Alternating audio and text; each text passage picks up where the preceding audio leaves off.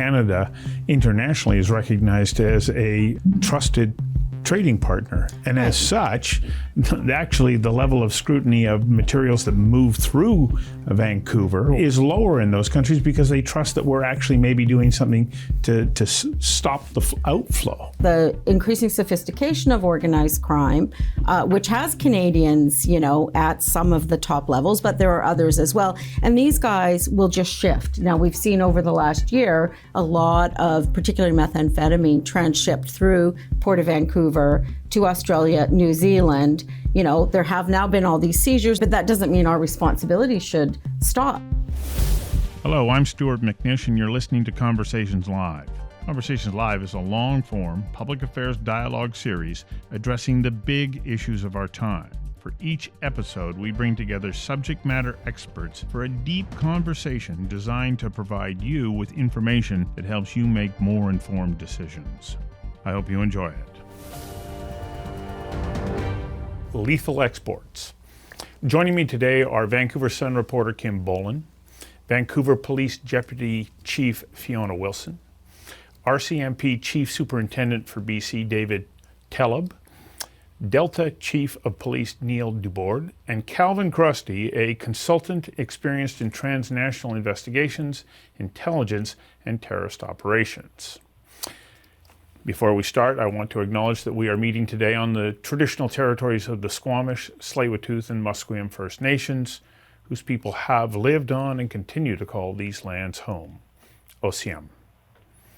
Vancouver Sun reporter Kim Bolan has published an extensive series titled Lethal Exports. Bolan accompanied Australian border officials searching for drugs and interviewed many law enforcement and government officials in different countries. Her investigation found Canadians at the top of transnational smuggling chains, basing themselves overseas in places like Vietnam and Taiwan to avoid arrest back here. And their illicit enterprises are having a devastating impact in poor South Pacific countries such as Fiji. Now, just before we dig in, I know there are many viewers wanting to ask questions of Kim and our panelists. To do so, please go to slido.com and enter the password conversations. Our Slido master, Sean Hall, will receive your questions and he'll post them. And I'll also call on him to share one or two of the questions verbally with the panelists. Now, while we may not get to all of your specific questions, they will guide me as the conversation unfolds. Kim, first of all, thank you for your stories. They are the type of journalism that we desperately need. They fill an information gap. They're complex and demand time and space to report on appropriately. And I'd also like to acknowledge the role the Lieutenant Governor's BC Journalism Fellowship Award played to be able to help make these stories possible. So Kim, let's not wait any longer. What prompted you to dig into this very important series of stories? Well, I'm a crime reporter here in Vancouver and have been for a long time. And I think as you cover things that are right there in front of you, like we all do as journalists on the ground here, you're constantly seeing links to things beyond your physical location that you want to pursue. You want to get more information. So, because I was able to apply for this fellowship and it could finance travel to 6 different countries, I was able to kind of follow those threads and try and get to the other end of them and see what role Canadians are playing in the international smuggling chain and what role some of these major criminals are playing in terms of the operations that they're involved in overseas. What's the thing that surprised you the most? Well, a couple of things. I mean, first of all, it's just really a wonderful opportunity to be able to sort of take the knowledge you have from here on the ground and see, what's going on further down the road, right? Mm-hmm. And we don't always get that opportunity as journalists. And all the journalists I know who are beat reporters in this city would like to dig deeper, would like to go further, would like to spend more time. But, because of resources, we don't always have that opportunity.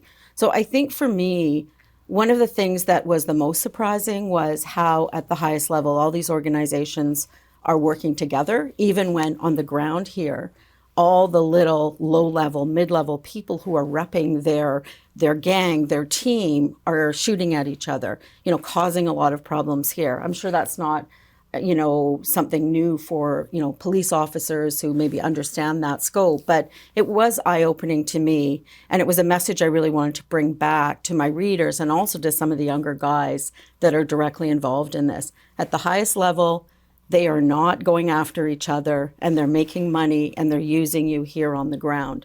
So that was something that was important for me to bring back and to write about. And I would say the other key point was just, how senior some of the Canadians overseas are in terms of these transnational organized crime groups. A fellow like Kamla Wong, who grew up in Abbotsford, is right there, near the top with Sam Gore-head, Say Chai Lop. So that was really interesting. And even someone like James Riak, who's been in prison for 10 years in the Philippines, again, a Lower Mainland guy. I remember going to Vancouver Police News conferences about James Riak back in 2008, 2009. He's in prison for life and still working in the transnational drug trade, right? So that was eye-opening. Calvin, any of this come as a surprise to you? First of all, I'll compliment Kim in terms of the effort to go out there, because the stories, like, not only from a safety perspective and a security perspective, and I have a lot of respect for Kim relative to taking these chances, because I think the threats and the networks that she's reporting on are, beyond just a public safety threat amongst each other, but I think they pose a threat to all Canadians in a host of ways. Two, am I surprised? Sadly, not at all. We saw some huge changes around 2007 and 2008. And I think, she alluded to a time frame there that I think is really important for everybody to reflect on, where people like Riak and other people stepped up. And we saw basically the infrastructure of organized crime here all of a sudden get toppled. And I think, I don't think we've paid enough attention in terms of what that meant. And when we put it in a global context and apply geopolitics on it, look at the networks internationally, I think something happened in terms of Vancouver then at that particular time. And I think Kim's story has illuminated some of it. I think it's much bigger than, unfortunately, beyond the Australia issue. I think it touches Africa, it touches Europe, it touches everywhere on the planet. And Vancouver has basically become a convergence zone for it, not due to, which I'll say because I'm sitting next to Vancouver City Policing, nothing to do with policing, I don't think, a lot more complex issues. So, Dave, from your perspective, what happened so that where Vancouver did become this convergence zone? Because I think that's one of the other really interesting elements out of Kim's series, that you go, holy smokes, we seem to be this transit point for international gangs from around the world coming here and then shipping back out to other locations. Yeah, first of all, I think Kim was right in her point that I think organized crime has understood years ago, stemming back to around the 2007, 2008 and following years, stemming from, of course, the Surrey 6 enforcement that was done and a lot of subsequent violent crimes that were solved by law enforcement, both by the RCMP and Vancouver Police and partners. But Kim was right in the sense that the high-level organized crime has understood that it's not violence is not good for business, all right? And that there needed to be collaboration at the highest level if they're going to make the money, the kind of money that they're aiming to make in Canada and worldwide. So I think she's 100% right when she says at the highest levels, what appears to be conflicts at a lower level, at the street level, and gangs and guns and violence and murders, at a higher level, there's collaboration. I think she's completely right. Yeah. To your question, though, about Vancouver or BC turning into a hub for organized crime, as Kim has uncovered and as law enforcement knows very well, it's tied to profits.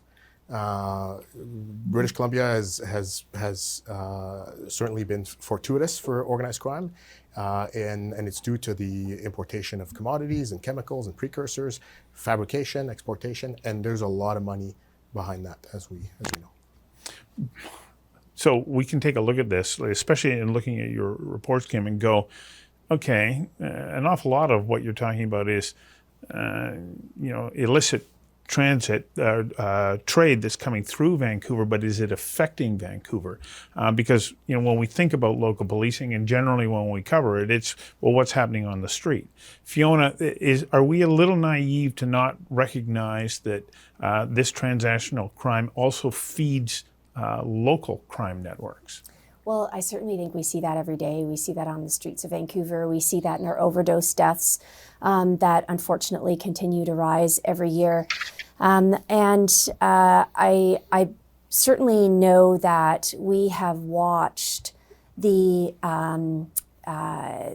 climbing of individuals in Vancouver through organized crime and through the drug trade.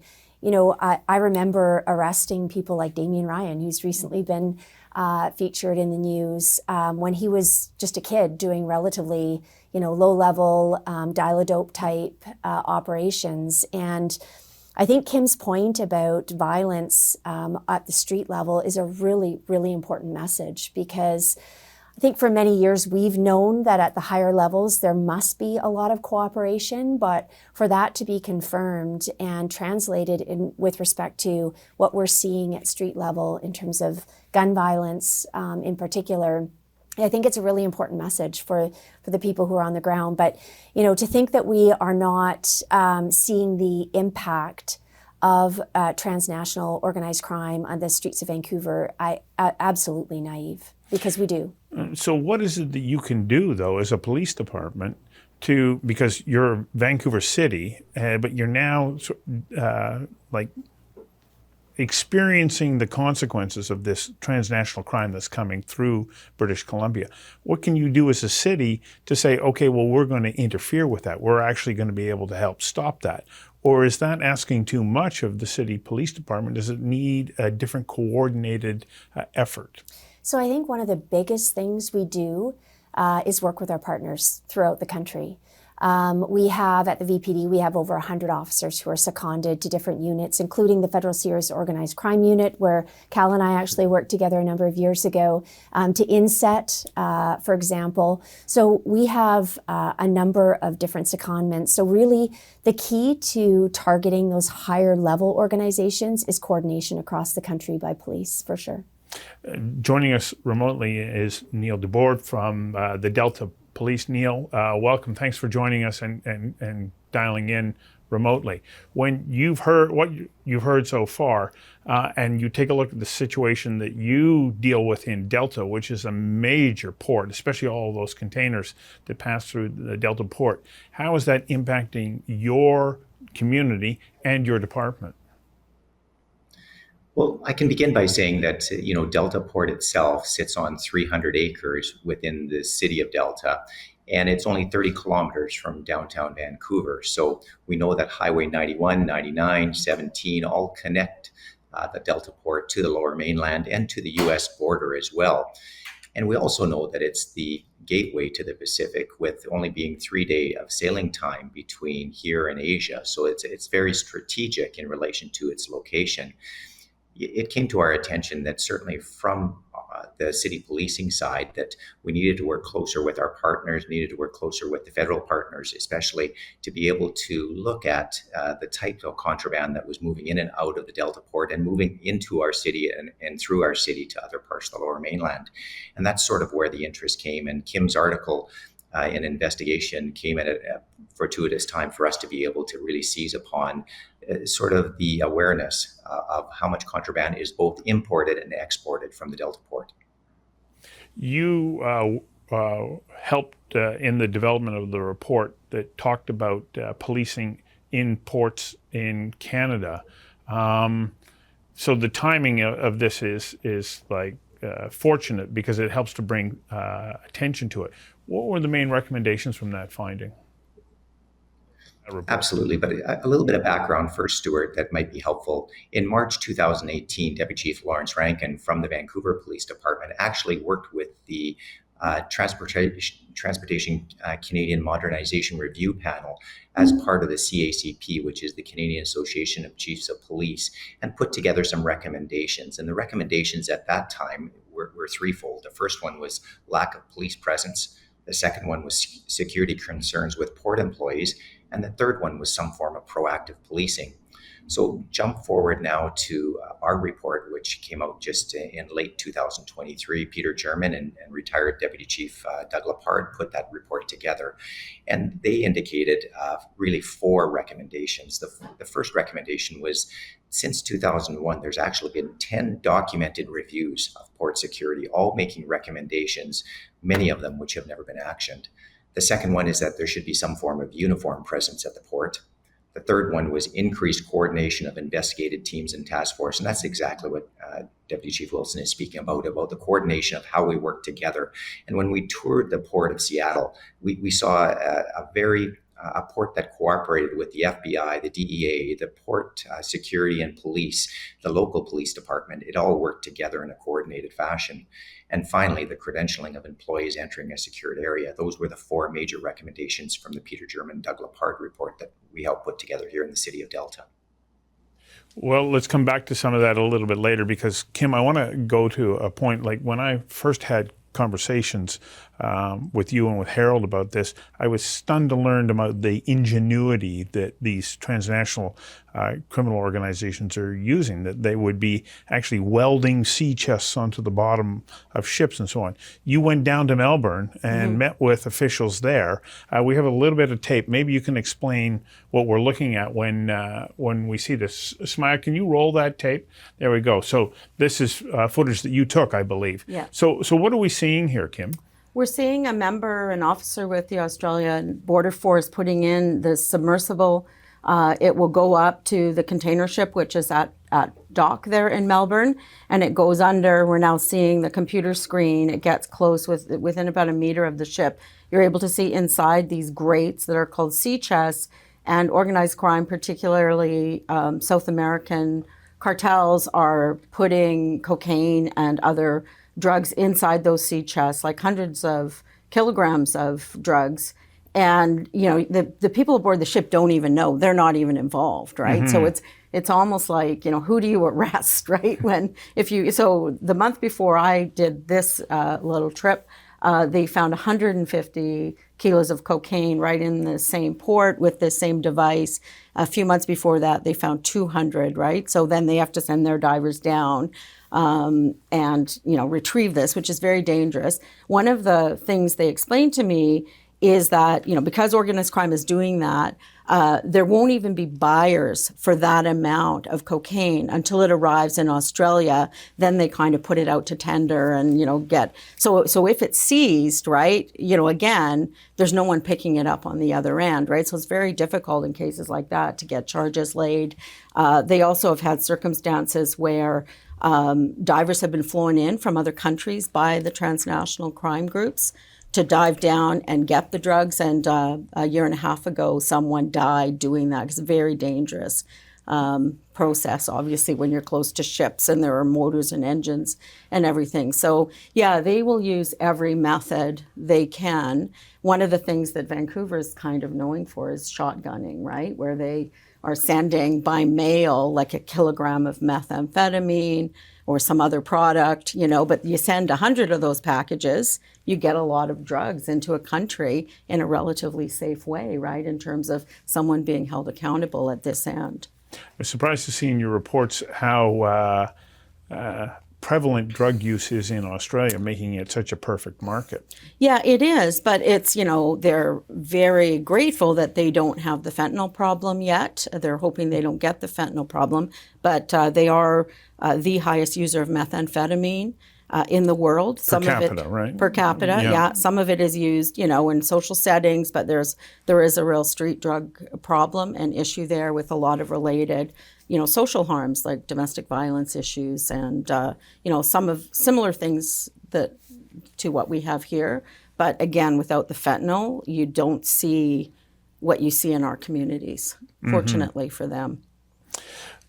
The Waterfront Task Force falls under your jurisdiction, doesn't it?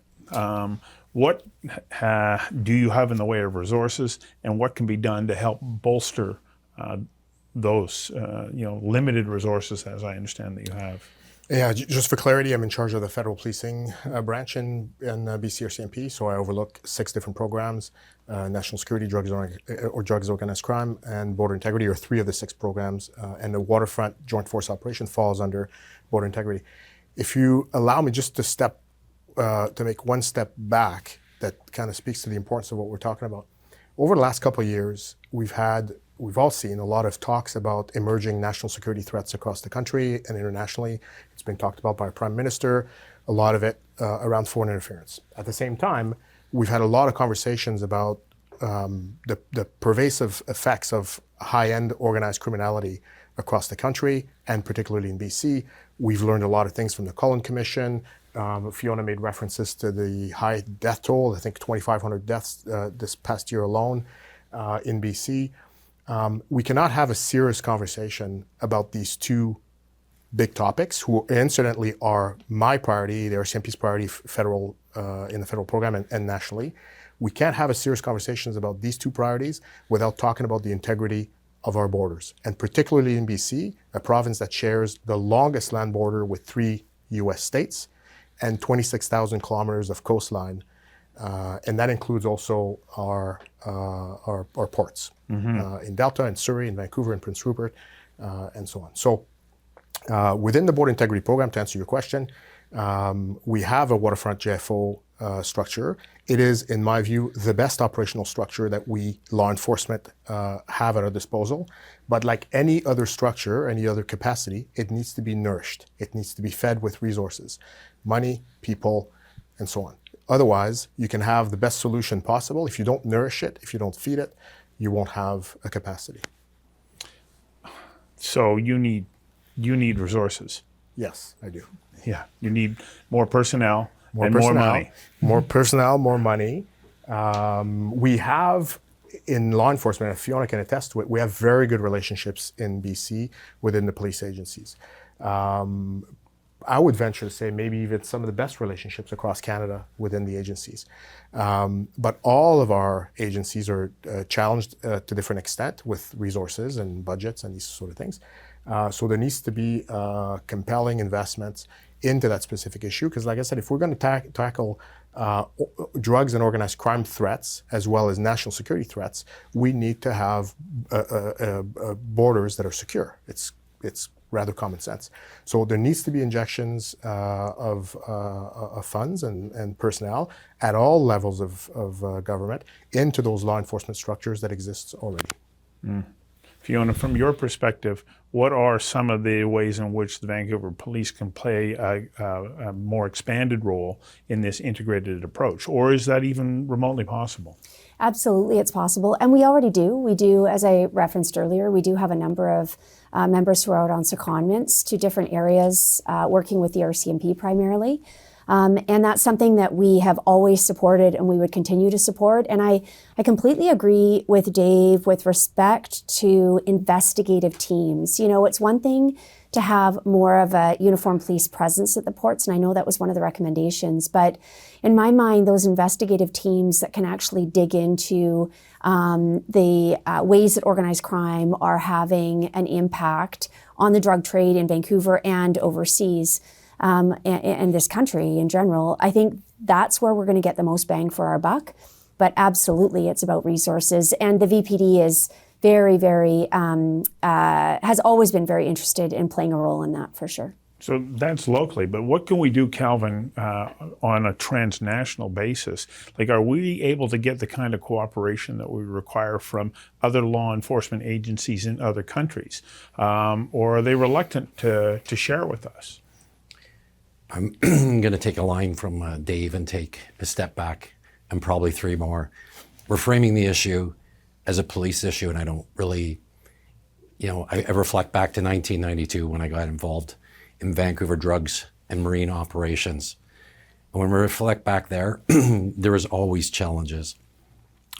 But through the evolution of it, and watching it over like 30 years almost, or 25 years, whatever my math is, we can't have a conversation about these threats, and Dave kind of touched on it, but I'll broaden it. I think,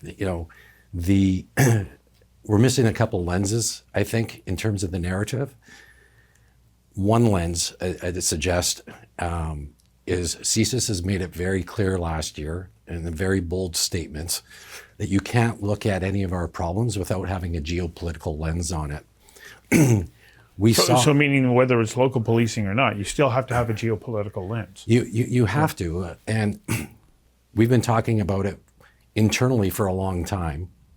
We have an opportunity to talk publicly because it's now become public, and we saw a foreign state hire gangsters to assassinate people. It's nothing new. It's just something public that we can now talk about. So the geopolitical lens on this problem has to be looked at. The legal lens on the problem, having gone through the painful process of the Cullen Commission, where everybody was focusing police, police, police. And the whole narrative was controlled by the legal process and legal professionals. We never did a self-reflective analysis in terms of going, what's the legal professional's role and responsibility on it? And in 3 decades, I haven't met one policeman that wouldn't say the biggest impediment to fixing this is the legal issues and the political will to fix that. We can talk about all these policing things. You can throw 20 policemen at me or 30 policemen. I was offered 150 when I was still in the job doing some of the work that Dave's doing. I said 150 more policemen to do what? To be handcuffed and sit at their desk, not to be able to do anything. So I think, this public narrative has to include the legal professions and the politicians, because I think without them having it at the table, and Dave talks about nourishing, I would say empowering the police to do what they're supposed to do. And the police, the truth is, I can say it, maybe the police can't. But after 33 years and 70 days, for myself, it was like, hey, 10,000 kids on the street dead? Time to have a conversation about it, right? And that's why I'm here today. The police just can't do it. So the biggest impediment, to answer your specific question, in terms of international cooperation, I think there's tons of willingness to cooperate, but there's really substantive legal impediments through, R versus Stinchcombe, R versus Jordan in terms of 2 cases, to allow us to collaborate and cooperate substantively. The will's there, the relationships are there, but Australia is not going to come here and work with us here on joint operations when it's incongruent, their legal system with us.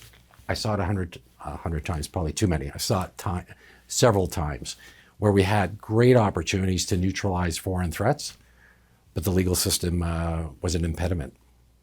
Kim, I see you eager to jump in here. Yeah, I mean, Cal's so great because he has the big worldwide overview. I can just talk about some of the specific characters. We were mentioning Damian Ryan. He's a full patch Hells Angel.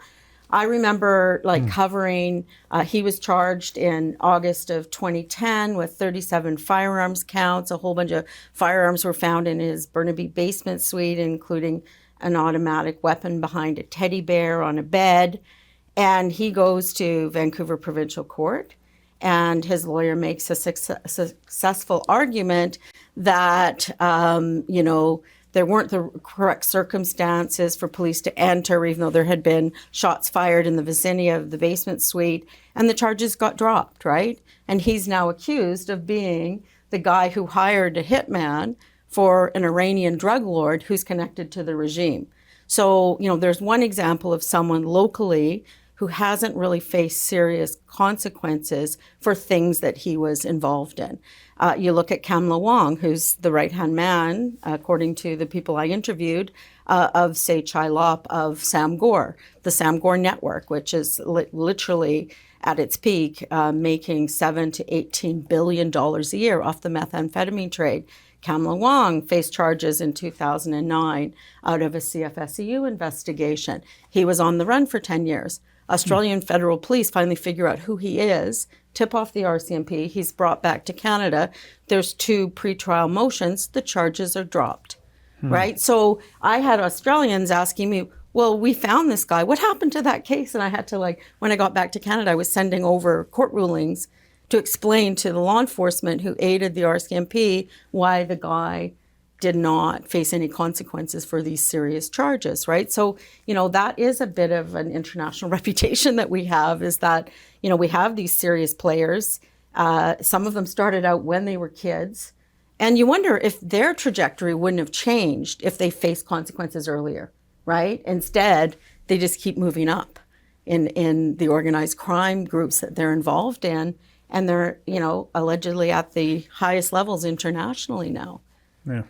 Dave, you had something you wanted to add? Yeah, I can tell you there's not a day that goes by that either myself or other investigators working in federal policing or literally across the RCMP, not just in BC but everywhere else, when we're not in contact directly with another agency, either domestic or foreign. And I'm talking about, of course, CSIS. Cal made reference to our colleagues. But the FBI, the DEA, the Department of Homeland Security, the UK NCA, the Australian AFP, the partnerships that we have go on and on and on. Those partnerships are deep and they're current and they're active and they're productive. The issue that we have, and I've highlighted this in a conversation this week, is because I for the last several years, I spent a lot of time in national security and advocating for legislative changes in what we've referred to as the intelligence to evidence. But this issue, this gap that we have in Canada that prevents the protection of sensitive information to nourish, again, criminal investigations, is not a problem that is unique to national security. It is also very much pertinent to the fight against high-level organized crime. Mm-hmm. So when we wonder, or if you ask the question, hey, is there still collaboration possible with international partners, especially in the Five Eyes Alliance? Of course there is. We do that every single day. These partnerships, these conversations, these exchanges. Right now, two of my teams have two ongoing operations with another agency elsewhere. And of course, for sensitivity, I can't say where, but we have ongoing investigations currently elsewhere south. And these are two of the many investigations that we undertake every year. However, the transfer of information into investigation is a legitimate legislative challenge that we have. You're referring to Stinchcombe, right?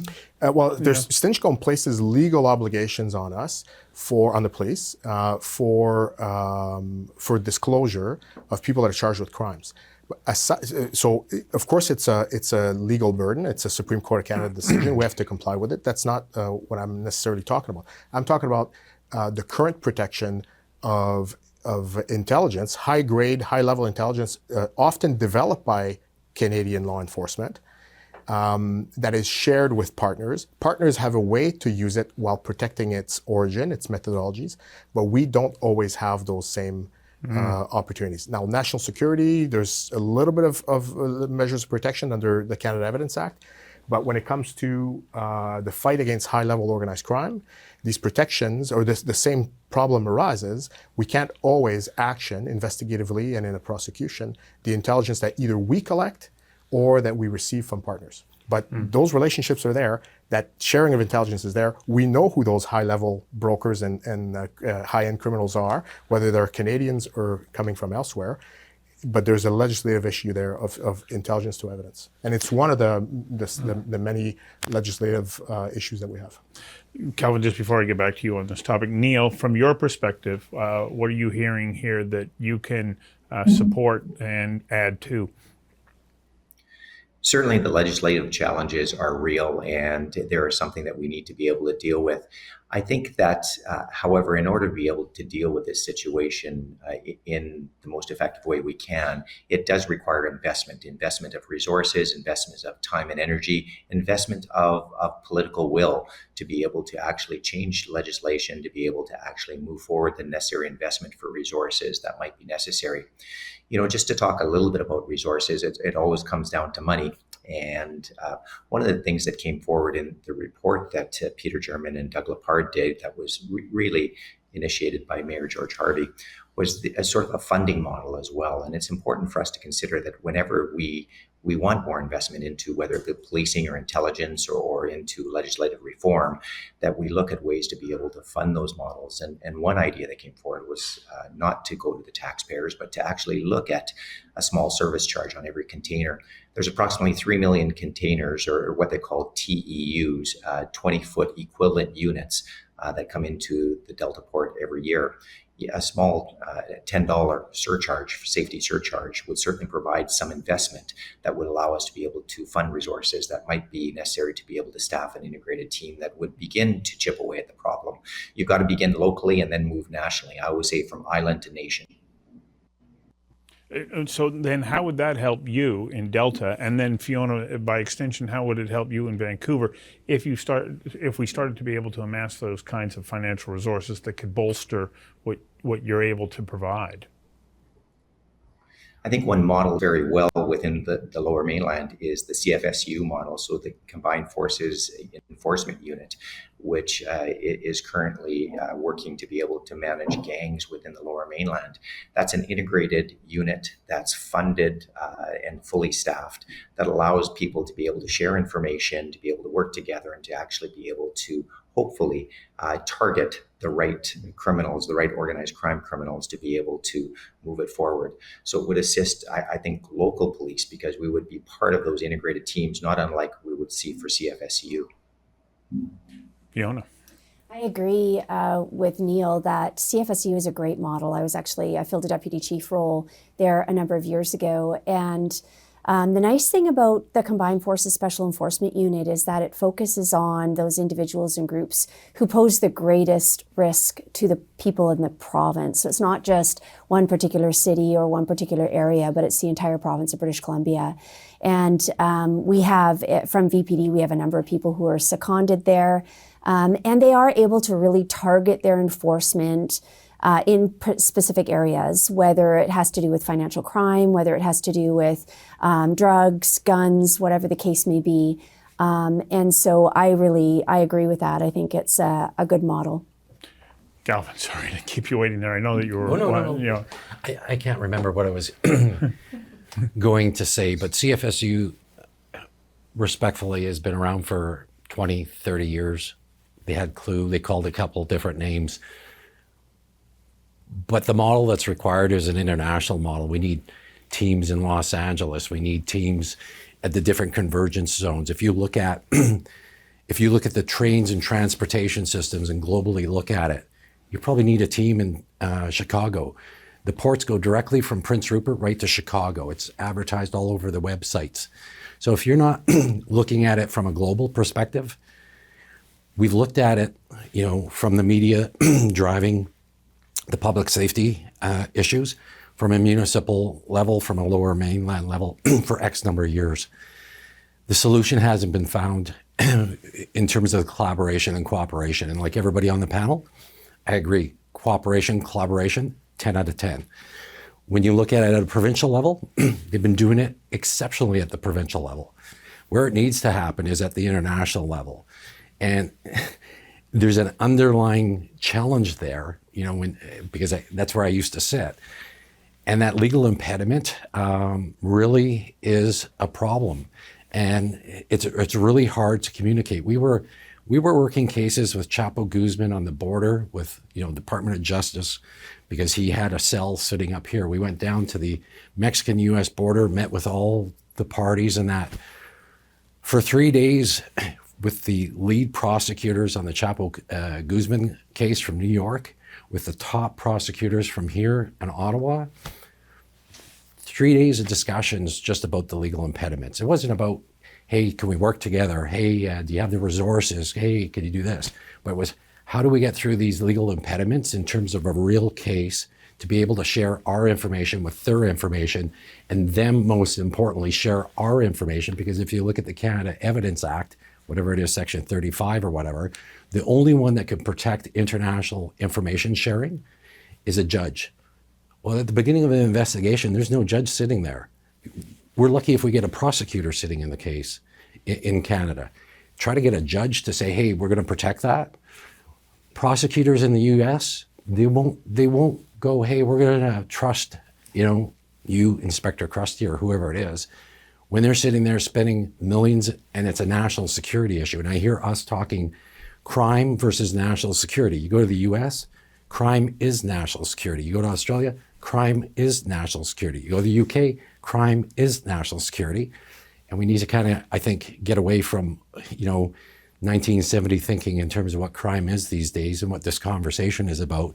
It's actually a national security threat, and the evidence was 1 week ago where Iran hired a well-known gangster that Fiona used to investigate on the streets, and going, hey, states are using our people here for national security purposes, not for gang activity. Well, that leads, Sean, to our top question here. I think it's a perfect segue. If you can share that with us. Yeah, thanks, Stu. The question is, what is the connection between transnational organized crime and national security threats from state-sponsored actors in Canada? Well, I can answer that. The very vast majority of the chemical precursors that are imported into Canada that serve the fabrication, the production of meth and fentanyl originate from China. And to Cal's point a second ago, as another example, you had a foreign state not long ago that tried to hire a very notorious gangster who's now luckily in jail to try to kill somebody in a third country, in a partner country.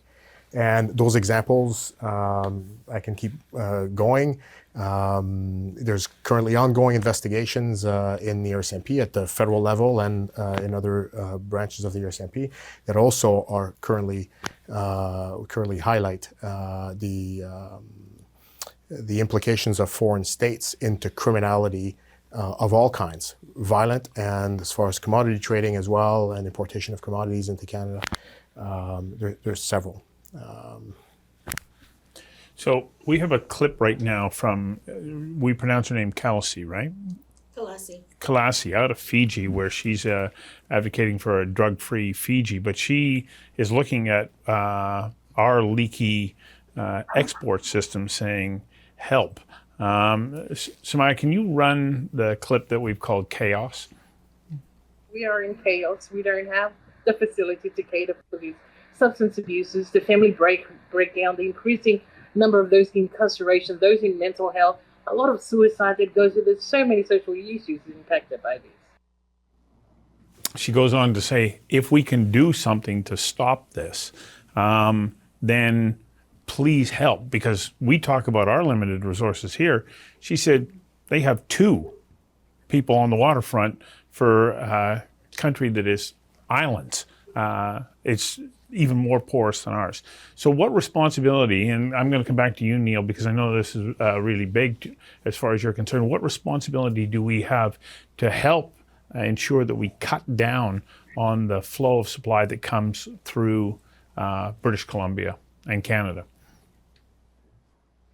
Thank you. I think what we've learned is that the export of what Canadians export in relation to contraband is as significant as what we import as well. So that was something certainly that I learned as a result of this particular report, and it was helpful in being able to frame exactly what Cal is talking about. It is larger than just a municipal issue, a provincial issue, rather even a national issue. It's an international issue. However, when we start to look at a problem and how we can actually attack a problem and hopefully solve some of the issues that are being seen on the downtown east side that Fiona talked about, or potentially what they're seeing in Fiji, the idea is that we have to be able to at least do what we can to be able to restrict the amount of contraband that's either coming in or going out from our borders. And I don't think at this particular time we've done an exceptional job of being able to do that. Is there a larger picture? Absolutely. Do we need to concentrate on the larger picture? Absolutely. I guess certainly within my circle of influence, it's around what we do here provincially and what we do certainly within the city of Delta and how we begin to attack the problem. And I guess the way to eat an elephant is the first bite at a time. So Kim, in your stories, I mean, you talked about the fact that Canada internationally is recognized as a trusted trading partner. And as such, actually the level of scrutiny of materials that move through Vancouver or Prince George is lower in those countries because they trust that we're actually maybe doing something to stop the outflow.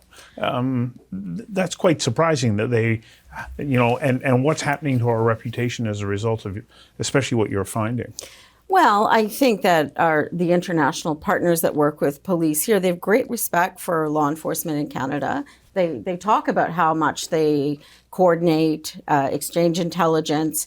So I don't think they're, all of a sudden, oh, wow, Canada is, full of, Sinaloa cartel people, though there are some here, right? But they talk about the increasing sophistication of organized crime, which has Canadians, at some of the top levels, but there are others as well. And these guys will just shift. Now, we've seen over the last year a lot of particularly methamphetamine transshipped through Port of Vancouver to Australia, New Zealand.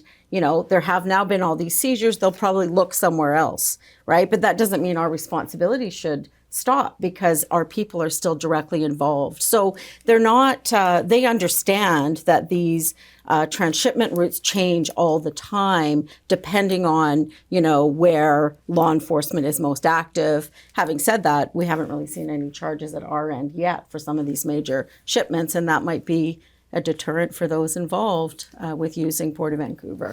So you also touched on in your report that Mexican cartels go, oh, good, we can ship through Vancouver or Prince Rupert because, well, it's leaky.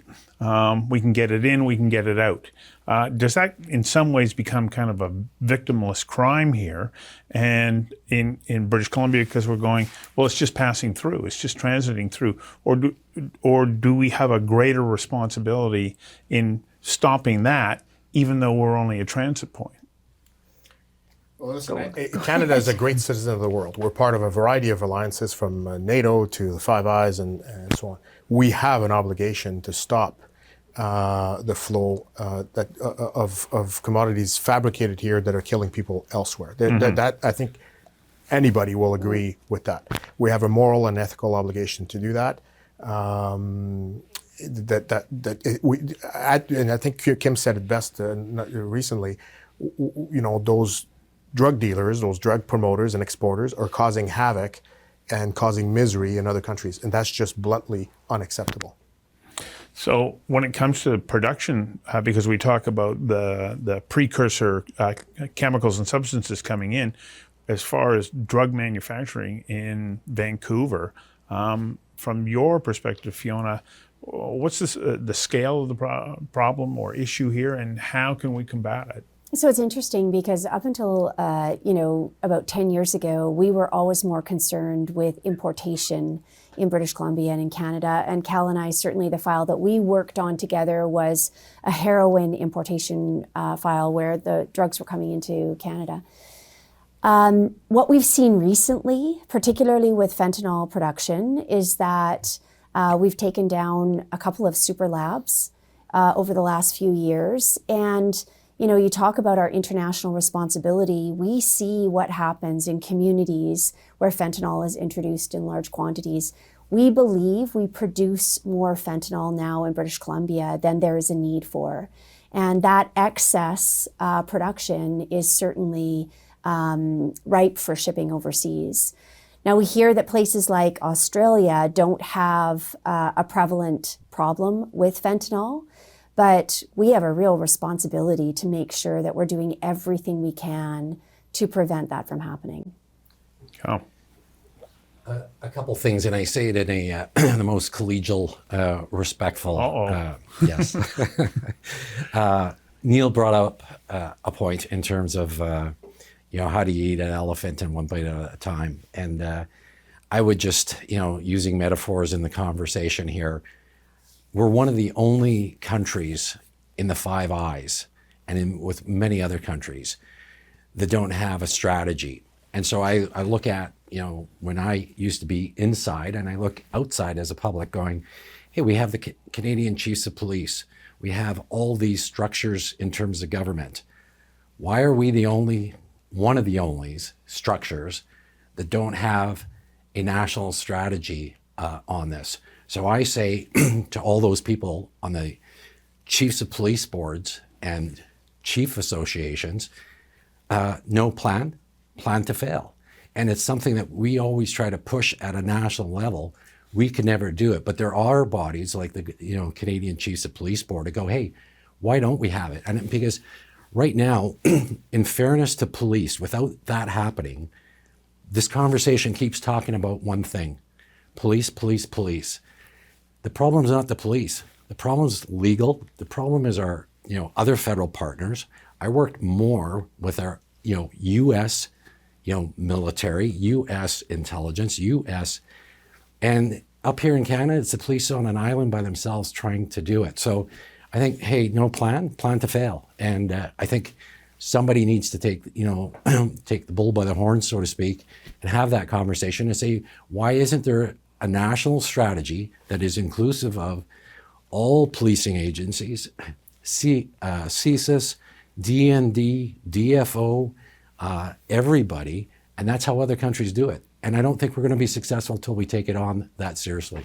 Neil, you were the president of the Police Chiefs Association. Your response to Calvin?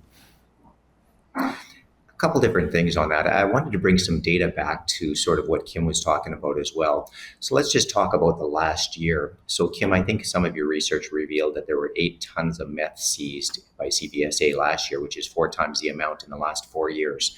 So in December of 22, CBSA seized 2,500 kilos of opium. January 2023, CBSA seized 2,907 kilos of methamphetamine. May 2023, they seized another 325 kilos of methamphetamine. And May 2023, late that month, they seized another 2,898 kilos of methamphetamine. So the fact is that we are porous and we need to do something here locally. Do we need to do something nationally as well? Absolutely. But it starts, we have a moral and ethical obligation to be able to do something here as well within our reach and what we can potentially do. Is there a larger picture? Absolutely. But that will be much more complicated, and we have to take this on at several different angles. One of the angles is locally. So, Sean, can you read us the question from Susan Hill? I can. It is, why were the port police eliminated in the 1990s?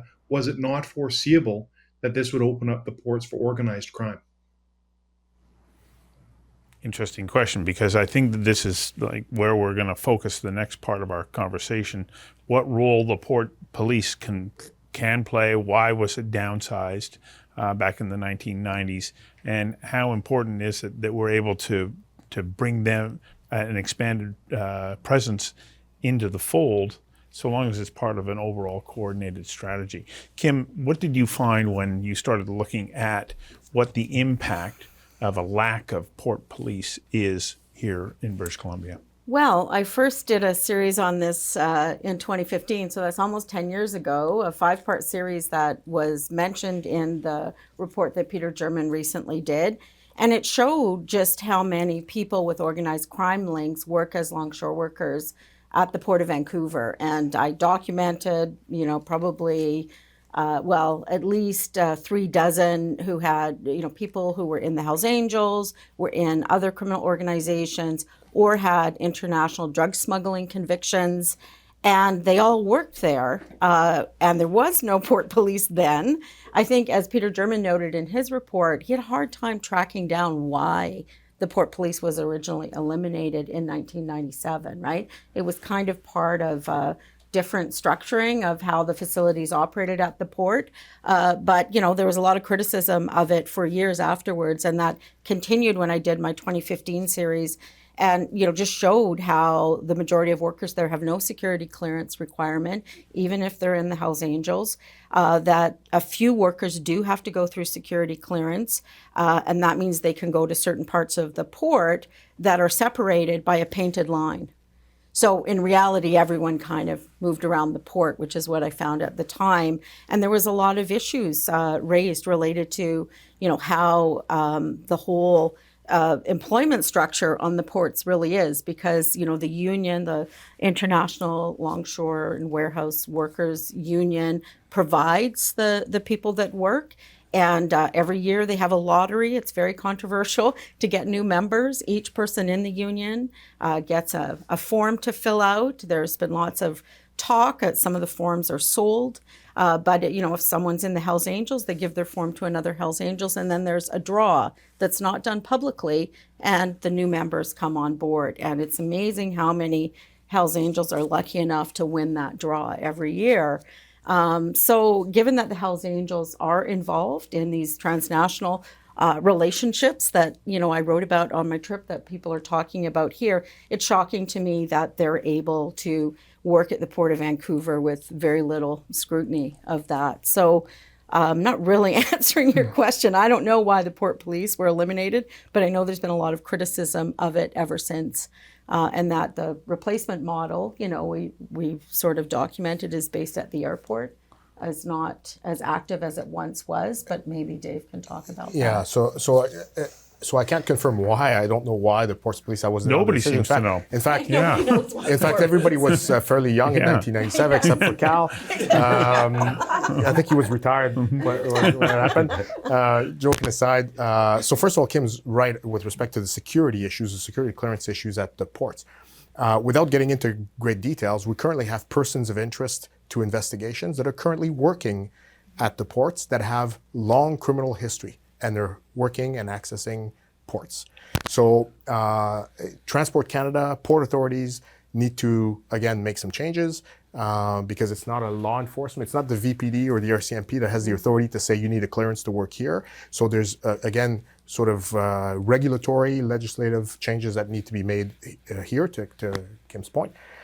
With respect to the port policing model, again, it has to be looked at in the concept of border integrity at large. I mentioned the longest land border, again, between one province and 3 U.S. states, as well as the unique position that the BC is in with being a coastal province, and again, thousands of kilometers of coastline. The ports are included in that conversation, right, in that effort of hardening our borders, whether they are land, maritime, or port of entries, including the airport. So if we were to consider what the ports specifically need, my view, my humble perspective is it needs a uniform presence, it needs a robust intelligence capacity, and it needs a robust investigative capacity. So I don't know if the ports police met those criteria or did that back in the day. This is what's needed today. Again, I go back, we have a waterfront JFO, we have CFSU capacities, we have great partnerships and very skilled investigators with our municipal partners. I'm a strong, because I've worked most of my service in integrated environments with the VPD and the New West and Abbeys and all these agencies. I'm a big proponent of integration, interoperability, collaboration, cooperation at the local level. I think Chief DuBois said it, act locally. This is what we can do locally. Engage all business lines of all law enforcement agencies that have a stake in this. And we need investments at all levels of government. That's what's needed if you're going to harden the ports. Can I just give an example? I mean, because I know one of the problems I have with all of this as a journalist is trying to convey to the general public why it's important. Drugs are going out of Canada, who cares, right? The whole issue of national security. A lot of people don't think about it on a daily basis. But just to give an example, an outrageous example, I was recently covering the sentencing hearing of Hells Angel Larry Amaro, convicted of 2 conspiracies to commit murder for a case that did involve an actual murder at the Wall Centre in 2012, a Vancouver police investigation. So Mr. Amaro was trying to put, a good foot forward. He's being sentenced in very serious crimes. And he's like, look, I have guaranteed work when I get out of jail at the Port of Vancouver. And he's got a letter from the union that is put into evidence on the record in court saying as soon as he gets out of jail, he'll be able to get his job back at the Port of Vancouver. Full patch Hells Angel. He's paid his union dues throughout his time in pretrial custody, or his family has paid them. And, that's not even an issue, right? It is to me, and I'm sure it is to the general public. So I just think we have to find better ways of conveying to the general public what we're talking about with practical examples, which is where, journalism comes in, right? Because we need to, I met Kalesi, who we saw there on my recent trip, to be able to find someone who can explain what's going on the ground and what's impacting people, I hope brings the message home and get some attention to this at the national level, because people like Cal have been talking about it for a long time, and it's just not happening. So Fiona, you may be involved in an investigation of an incident or a group that's on this side of the fence of the port. But if part of their activities are unfolding on the other side, what's your jurisdictional right to go in and investigate on the other side of the fence inside the port? So we truly don't have a presence at the port these days, and we haven't for a long period of time.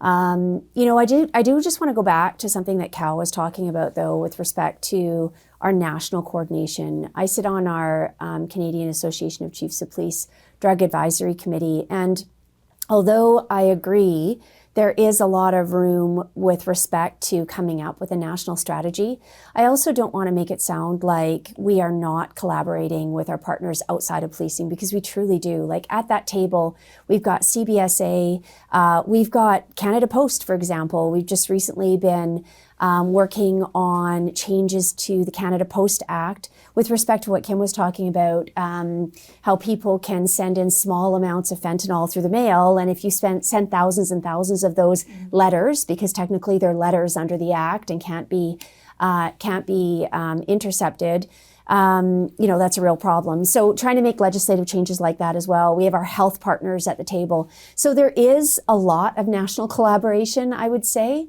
Maybe translating that into action in terms of a national strategy is something that needs some work for sure. But I agree with Dave, our partnerships across the country are strong and thriving.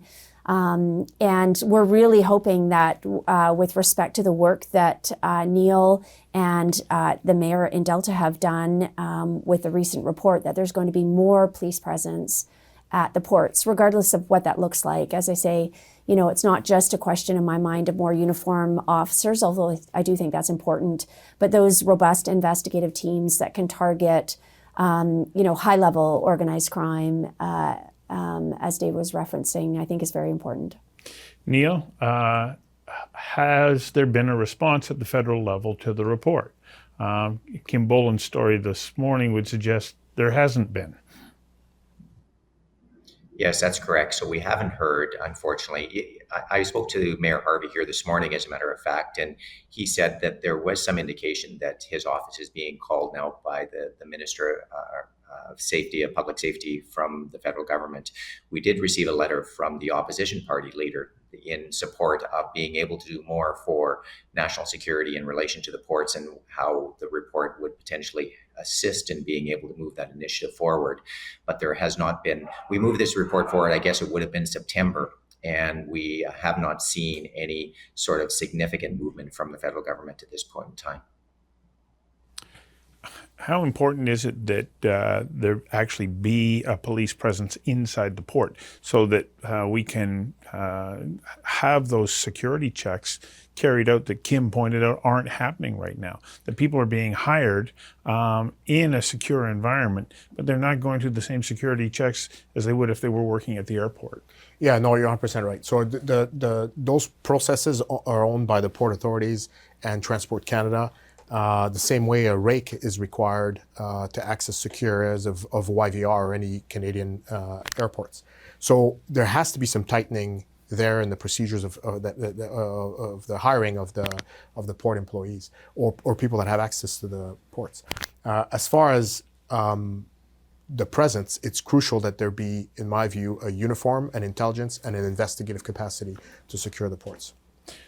If the port police if we can help foster this idea to bring extra resources, how important is it that they then have a mandate that goes beyond just what they're doing there and being connected to a much broader strategy? When I hear the concept, I reflect back on the Cullen Commission, and I go, hey, let's create a separate federal financial crime unit, which, as Dave has alluded, I'm a little older than perhaps him by a couple of years, but when I look back at 1992, when I was in the federal units back then, these are the same conversations. Conversations haven't changed at all. We were chasing Ernie Oslinds and everybody else on the motherships. Nothing's changed in that regard. So the port police were there back then, and they didn't have a huge impact because their mandate at that time, I don't think was highly effective. So, creating another separate entity, that's one of the biggest impediments.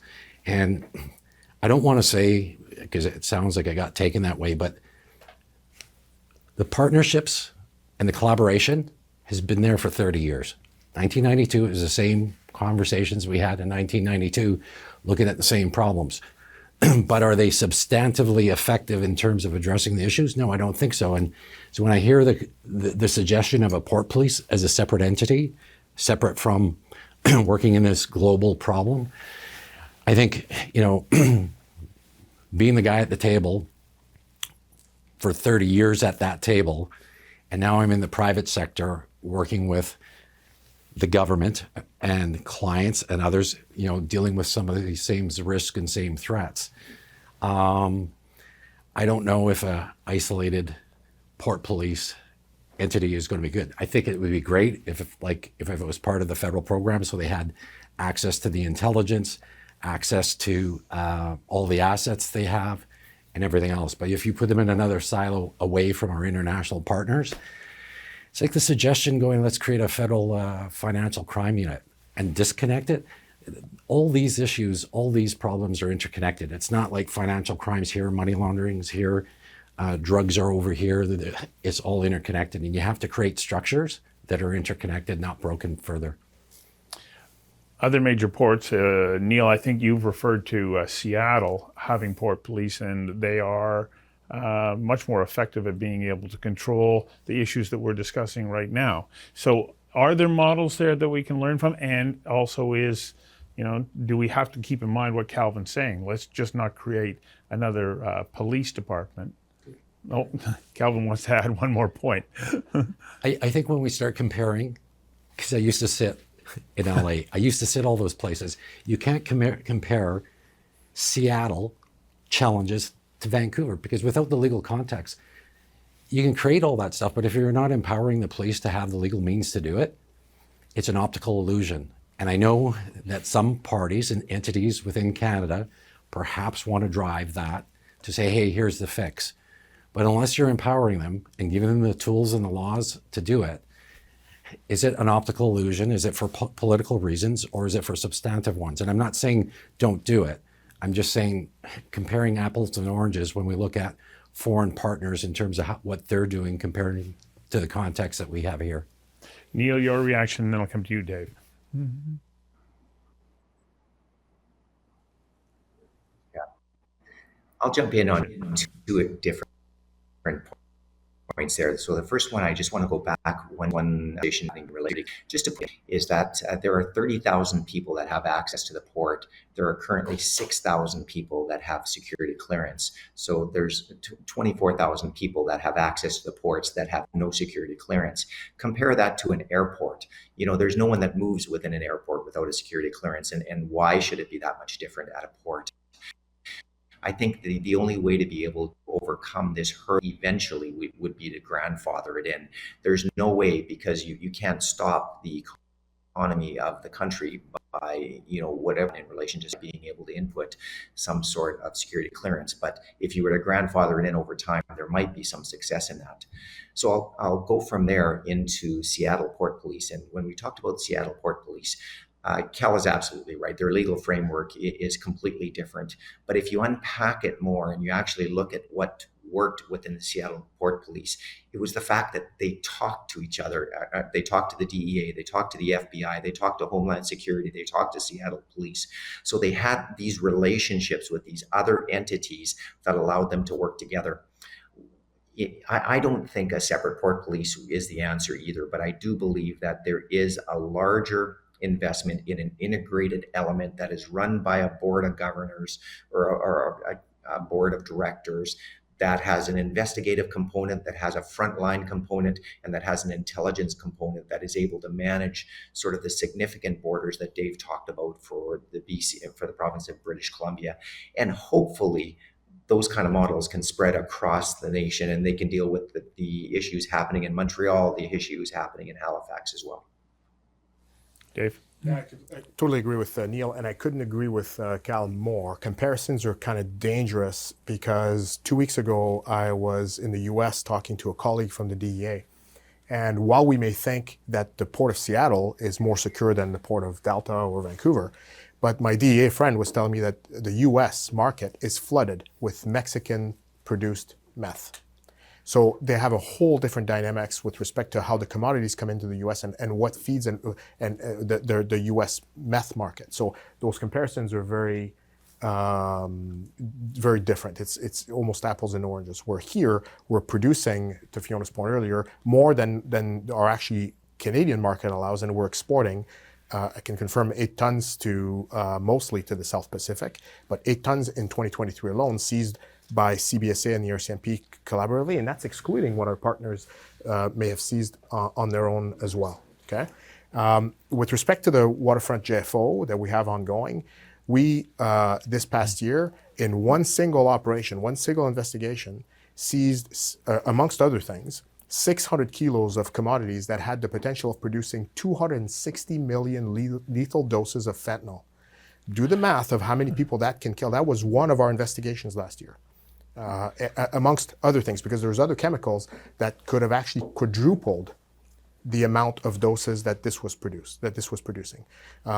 In the ballpark wholesale market value of $700 million. So I circle back to my very original question, answer to you earlier. Why do we have that presence in Canada? Is because it's very profitable. So it's more than just drugs. It's our financial institutions. It's our legal system. Cal, you wanted to? No, I just agree. 100%. Oh, okay. Yeah. Yeah, Far away. one of the things we're not talking about, and as a reporter, it's something I'm always concerned with wanting to report on. The seizures are great. Why don't we see criminal charges in so many of the cases, right? I find that really frustrating. And even if we look at what we do see on our streets, because I think it's always important to bring it back down that, this gang culture that we now have people operating at the highest levels internationally has caused a lot of deaths, not just the drug deaths, the toxic drug deaths, but also so many young guys getting shot to death from age 14, through to 25. That is the core group. And they get caught up in this when they're really young. They think they're doing their duty, to the powers that be that are operating now out of Vietnam or Dubai, and they're dying needlessly. And when we see charges laid in the gang murders, it's against the lowest people. It's the hitman. It's not the people that are calling the shots at the highest level. And I feel like it's the same with, the major drug seizures. We're not seeing the people who are actually behind them held to account in Canada. So Kim raises a very good question, and there are plenty of reasons for that, and I'll be very frank. There's 2 main reasons for it. One is capacity, the capacity of law enforcement to investigate more, therefore arrest more and support more prosecutions, okay? The second reason is kind of tied to the first one is our disclosure obligations in Canada, tied to Stinchcombe and an onslaught of jurisprudence that followed the 1991 decision, have rendered our disclosure obligations in law enforcement very extravagant. So it is time consuming. The seizure that I just talked about a moment ago, this happened months and months ago. Our investigators are still proceeding with putting together disclosure packages for the Crown. In turn, our colleagues from the Crown office are also, and I won't speak for them, but I know that they also could use more resources to get their work done. There is a lot of energy and a lot of desires to investigate and prosecute more. It's about capacity, and it's about also jurisprudence when it comes to disclosure. These are only 2 of the reasons. Right. Cal? I'll just add, I think there's a huge role here, Kim, for the media to really do a critical analysis of this, because I was a guy sitting in the lower mainland running major projects for the federal for years. And the flow, as Dave said, in terms of the incoming threats, and make no mistake about it, because I was working the Guzman file and all those files, Vancouver has unique threats. They are not the same as Sydney. This is a hub for the cartels because of the infrastructure of transportation, etc. But when you're sitting there as a police officer, you have a choice. Is either investigate with the intent to prosecute and convict. But when you take those 2 factors that Dave said, and you look at what is the purpose of the police, it's to protect society. So when you go, I have limited resources, I have limited capabilities based on a legal framework, and you're going, hey, my job's to protect the kids on the street and the families You know, and I've got 2 friends that lost their kids to fentanyl, and I'm sitting there and I can come up with all these theoretical models how to protect it. The most strategic way to do it is to disrupt it and prevent it from even entering Canada, or to take those criminals, as Fiona and I once did in South Africa, and go, hey, take the criminal or allow the criminals there, neutralize them there, and try to mitigate the threats outside. But what's the problem has been both the politicians, both the Cullen Commission, and even senior leadership sometimes forgets the extreme value of disruption is even more so than there is in terms of conviction. And we just don't have that capacity to do it. I think the media needs to change that narrative, I think, and help the police in kind of going disruption. There's no evidence in a conviction. You can talk to the BC Business Council and ask them about shoplifting, that's going to have a significant impact. But disruption, I think it's been undervalued. And when you add those things that Dave said, it's probably one of the most powerful tools.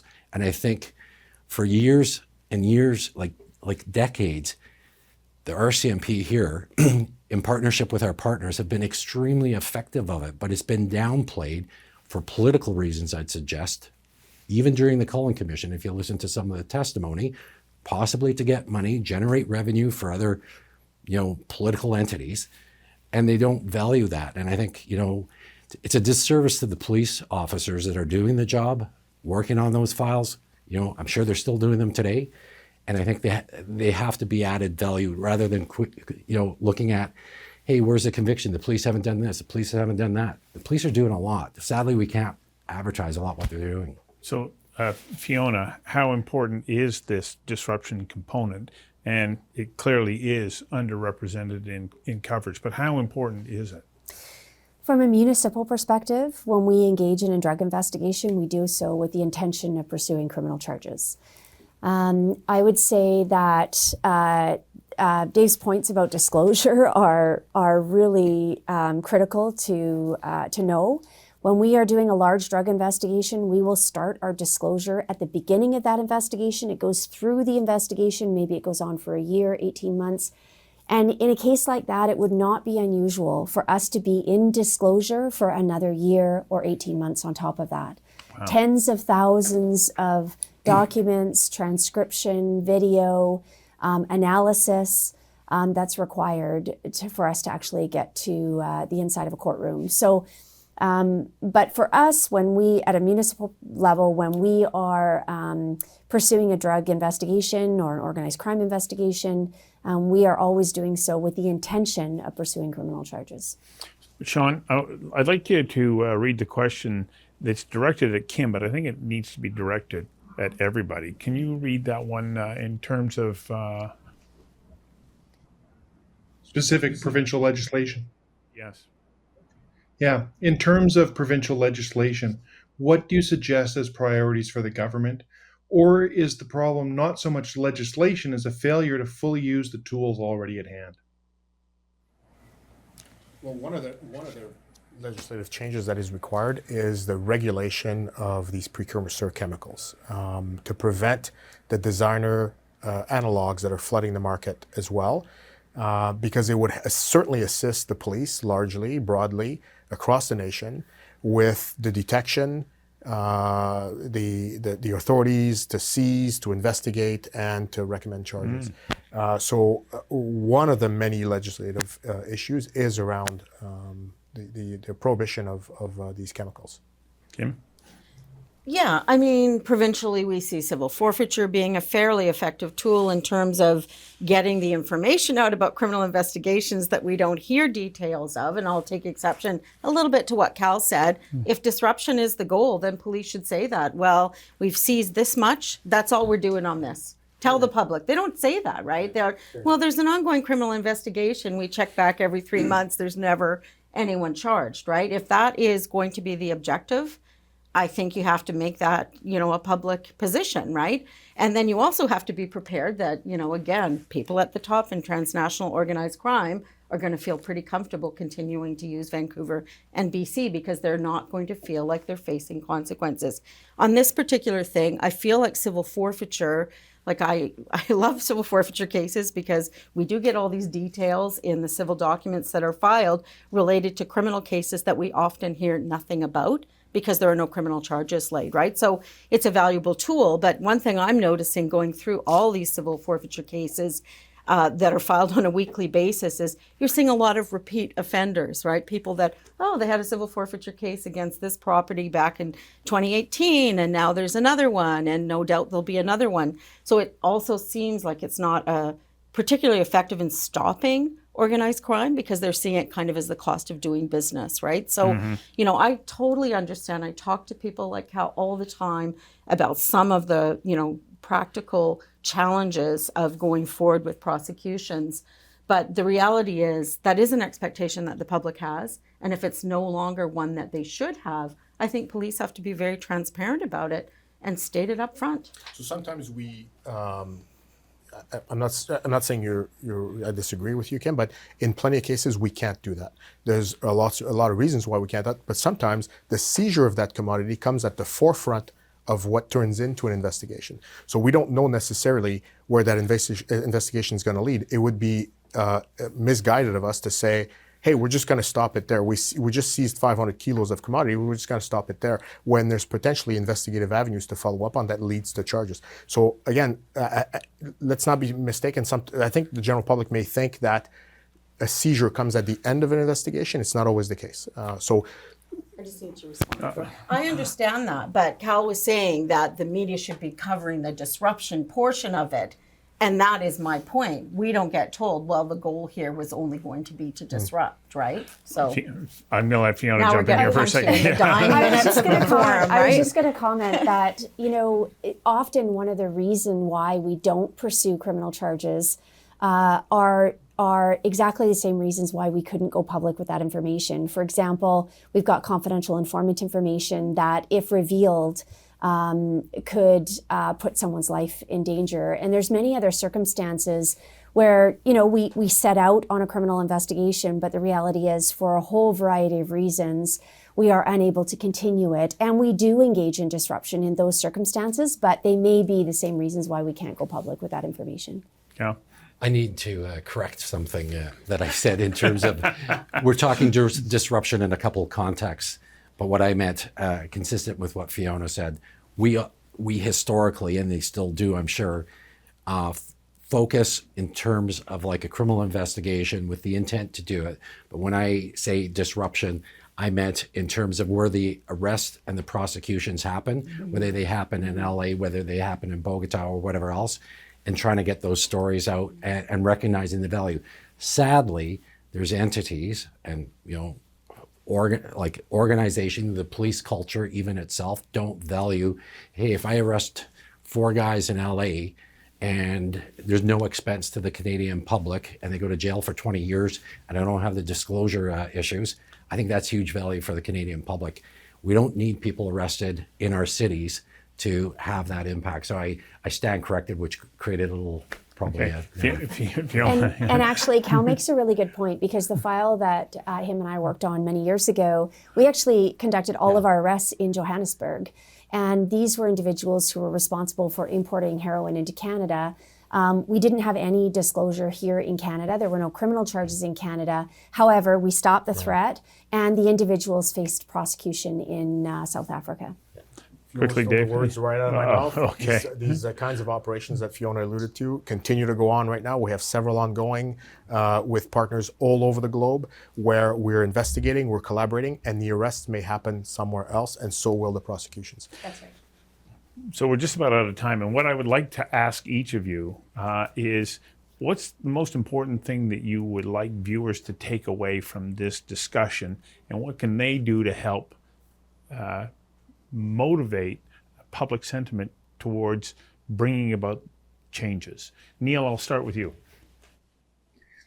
Well, great. Thank you. You know, first of all, I've got to be able to thank Kim. Kim has done a wonderful job in being able to bring this forward, and the importance of journalism and investigative journalism specifically. You know, we had given a report to the provincial government probably in late September. Unfortunately, there hadn't been much momentum.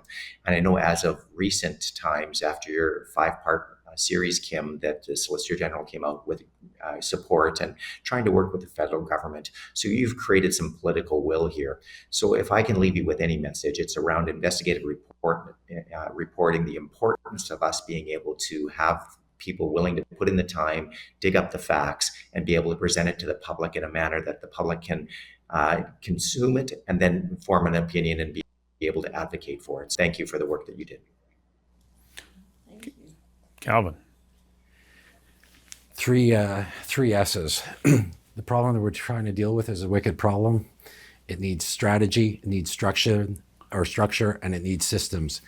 I keep hearing us trying to go at the tactical level to try to solve it, but if you don't have those things in place, at a larger level, I think we're doomed to fail, because everything I heard today in terms of relationships, partnerships, they've been there for 30 years. We have to be a lot more strategic in our approach.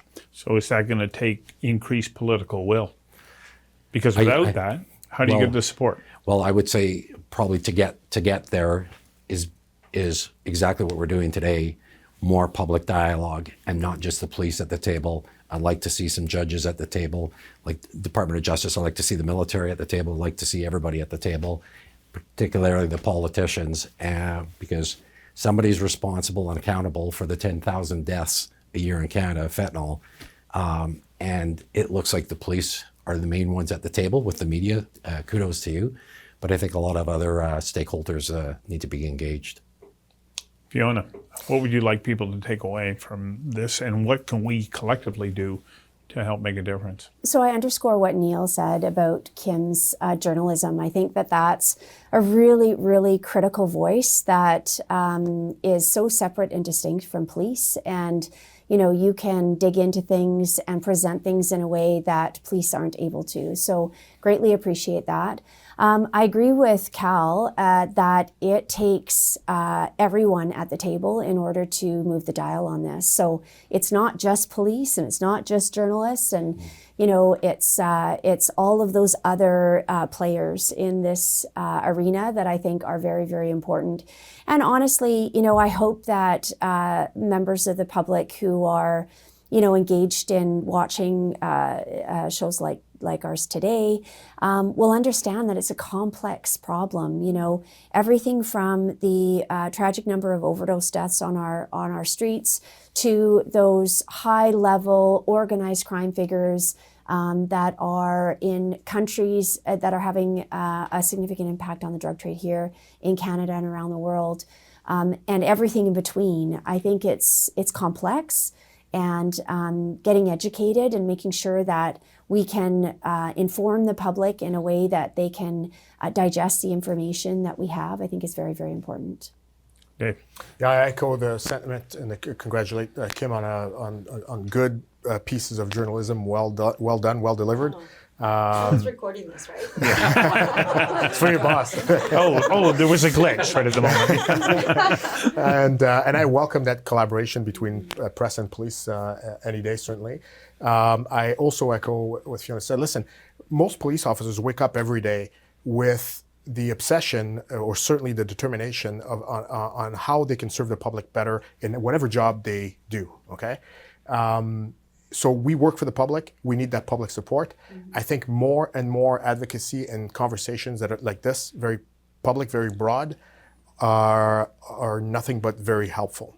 The only reason why we're talking about foreign interference suddenly, all across the country, at all levels of government, including in our highest chamber, by the Prime Minister, is because there's been publicization of it, because the media started to shed some light on it and investigate. And there's been public conversation, there's been concerns. This is what drives issues forward in a democracy. So we need those public conversations. Well, it was interesting to see Mike Farnworth just the other day stepping into this very discussion. Mm-hmm. And why? Because, of course, you brought attention to it. And this is the kind of reporting that we desperately need. Digging deep, digging into complex topics. Kim, what's the greatest takeaway that you would like people to have from today's discussion? Well, I think as members of the general public, when you're seeing problems in front of you related to crime, the drug crisis, gang violence, try to understand that it is connected to the bigger picture, because I agree that we really need to have the discussions at the highest level, the levels that are far above me. But I think back to, really, Damian Ryan is a symbol for everything we're talking about here today, because he and his Wolfpack gang have been in control of the downtown east side drug trade. I've reported that. That's not new. I quoted VPD saying that for a number of years. So they're the people providing the drugs that are contributing to the toxic drug crisis on the streets. And he's also connected at the international level now, according to a U.S. indictment, to arranging a hit, on a political targets on behalf of the Iranian government, right? So things locally are connected internationally, and we have to focus on both ends, right? Yeah, let's recognize that we are not islands in We a are global not scene. We're all interconnected. Thank you all for your wonderful contributions and insights today. Neil, thanks for joining us remotely. And thank you to all of you who are online. We'll be back on February 27th when we'll have an equally exciting panel discussing the housing situation here in British Columbia and beyond. Thank you. Thank you for tuning into Conversations Live, an Oh Boy Productions program. If you enjoyed this conversation, you can find our previous and upcoming episodes at conversationslive.ca. You can also follow us on YouTube, LinkedIn, Instagram, and Facebook. Again, thank you. I'm Stuart McNish.